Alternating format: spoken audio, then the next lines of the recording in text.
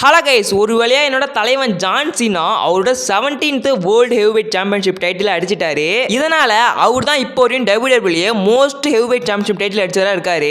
அப்புறம் இன்னொரு முக்கியமான விஷயம், அப்புறம் தலைவர் வந்து அவர் கோட்னு வந்து திருப்பி ஒரு வாட்டி ப்ரூவ் பண்ணிட்டாரு. என்னதான் என் தலைவனை லைட்டாக கொஞ்சம் வில்லன் மாதிரி காமிச்சாலும் அவருக்கு 17th டைட்டில் வந்து வந்துட்டு எனக்கு ரொம்பவுமே ஹாப்பியாக இருக்குது. ஏன்னா சின்ன வயசுலேருந்து பார்த்த ஒரு மனுஷன் இப்போ வந்து அவரோட 17வது டைட்டில் அடிச்சிருக்காரு.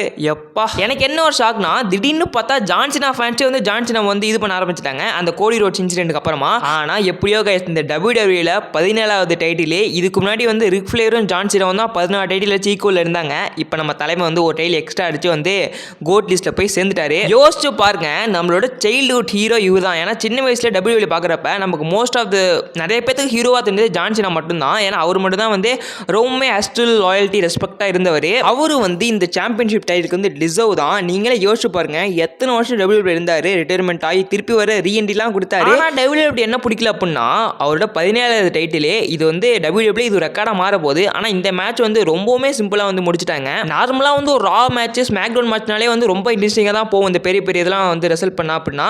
ஆனால் இது ரெசல்மேனியா, இதில் வந்து எண்டிங் வந்து ரொம்பவே சிம்பிளாக முடிச்சிட்டாங்க. அட்லீஸ்ட் இந்த ஆட்டிடியூட் அட்ஜஸ்ட்மெண்ட் போட்டு முடிச்சிருக்க மாதிரியே வச்சிருக்கலாம். பட் பரவாயில்ல, நமக்கு தேவை 17வது டைட்டில் தான். அது வந்து கிடைச்சாச்சு. மேட்ச் எப்படி முடிஞ்சா என்ன, நமக்கு வந்து டைட்டில் வேணும். அதுக்கு அடுத்து கொடுத்து விட்டாங்க. ஜான் சீனா ஃபேன்ஸ், நீங்கள் இதை பற்றி என்ன நினைக்கிறீங்க? நம்ம தலைவன் வந்து 17வது டைட்டில் அடிச்சிட்டாரு, அதை பற்றி ஏதாவது கமெண்ட் பண்ணி விடுங்க. Okay, love you, bye take care. நல்லதே பண்ணுங்க, நல்லதே நடக்கும். Hustle loyalty respect. Bye guys.